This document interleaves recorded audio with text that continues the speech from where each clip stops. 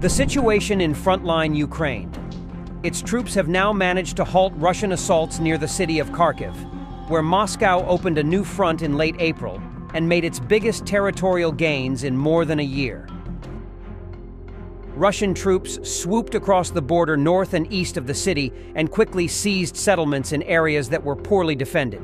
The Ukrainian army rushed in elite brigades and slowly fell back to more heavily fortified positions, a strategy that eventually helped stop the Russian advance, experts say.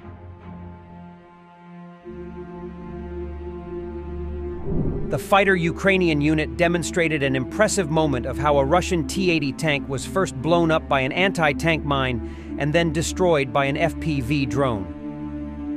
The footage begins with a Russian T-80 tank carrying armored troops moving across a field. Then, the tank runs over an anti-tank mine and an explosion occurs. The soldiers inside the armored immediately begin to scatter in panic, trying to run. Then their plans quickly fell apart when a Ukrainian FPV drone attacked. A skilled Ukrainian drone operator directs it directly towards the tank. The UAV footage captures how the drone accurately hits the tank, causing the explosion. The flame spreads quickly, and soon tongues of fire begin to burst out of the tank's hatch. In a new video shared online, Russian troops abandoned their BMP after being ambushed by the Ukrainian fighters in heavy battle. Drone footage from the Ukrainian forces shows a Russian BMP-1, which seems to be immobilized due to the damage caused by the previous Ukrainian strikes. We can see that one of the Russian soldiers managed to get outside of the damaged BMP. Then, another BMP-2 gets closer and tries to help evacuate. As soon as they get close, the second BMP gets hit by 2 Ukrainian FPV drones and bombs, completely destroying the vehicle and setting it on fire.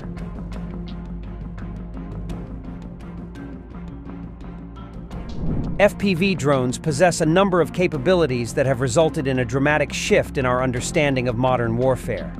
Given their navigation capabilities, these drones have become the preferred platform for mounting explosives and executing targeted strikes. Active or FPV drones have a range of 10 kilometers and with repeaters up to 20 kilometers. They can carry payloads, grenades, mortar, anti-tank mines, explosives, up to 3 kilos in weight and are operated by a 3-person crew, including an engineer, navigator, and drone operator. One Ukrainian volunteer drone operator claims 2 to 4 drones are enough to destroy a tank. However, 2 to 3 times more drones may be needed if the tank is fitted with counter-drone measures. One drawback of FPV drones is that they require a lot of skill from pilots who must undergo extensive training, which can take months.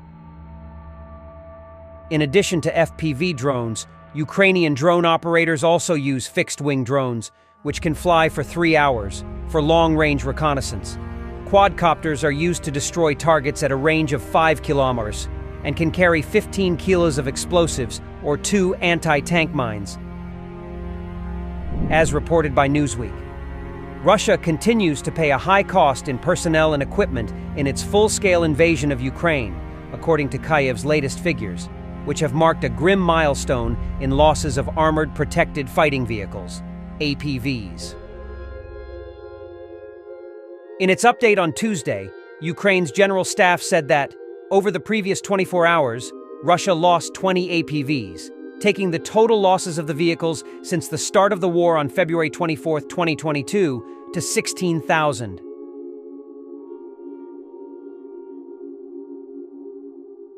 Meanwhile, Russia continues to suffer high troop losses in Ukraine, with Kyiv's figures on Tuesday listing that there had been 1,220 casualties the previous day, which includes those both killed and injured. It takes Kyiv's tally of Russian troop losses to 568,280 since the start of the war. Russian army casualties are said to have risen sharply in recent months amid a failed renewed Russian offensive in the northeast of the Kharkiv region.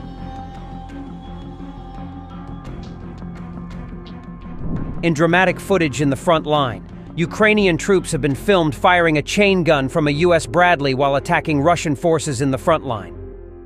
Footage shows the M2 Bradley rapidly firing rounds at Russian troops amid the ongoing invasion of Ukraine.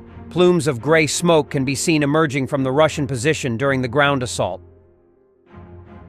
The M2 Bradley variant holds a crew of 3, a commander, a gunner, and a driver, along with 6 fully equipped soldiers. Technically speaking, it is not a tank, but it has been referred to as a tank killer due to its anti-tank missile capabilities.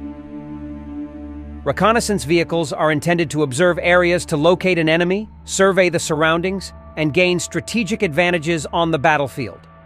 The vehicle protects troops from smaller enemy fire and offers enough firepower to eliminate incoming enemy infantry. The Biden administration has been providing Bradleys to Ukraine as part of a series of military aid packages. Meanwhile, as reported by Reuters, Russian troops mount pressure on the Ukrainian logistics hub of Pokrovsk. Ukraine's top commander said on Monday that Russian forces were staging relentless assaults to try to advance towards the town of Pokrovsk, a logistics hub in the east, and that there was active fighting taking place along the entire front line. Nearly 29 months after the full-scale invasion, Ukraine has stepped up its mobilization effort to address its manpower shortages and has been reinforced by supplies of Western artillery shells, but Russian troops have continued to inch forward. The enemy pays no attention to their fairly high level of losses and continues to push through towards Pokrovsk, Colonel General Oleksandr Syrsky said in a statement from the Eastern Front. Pokrovsk is less than 25 kilometers, 15 miles, from Russian-occupied land, according to open-source intelligence battlefield maps, and lies at an intersection of roads and a railway that makes it an important logistics point for the military and for civilians in the east.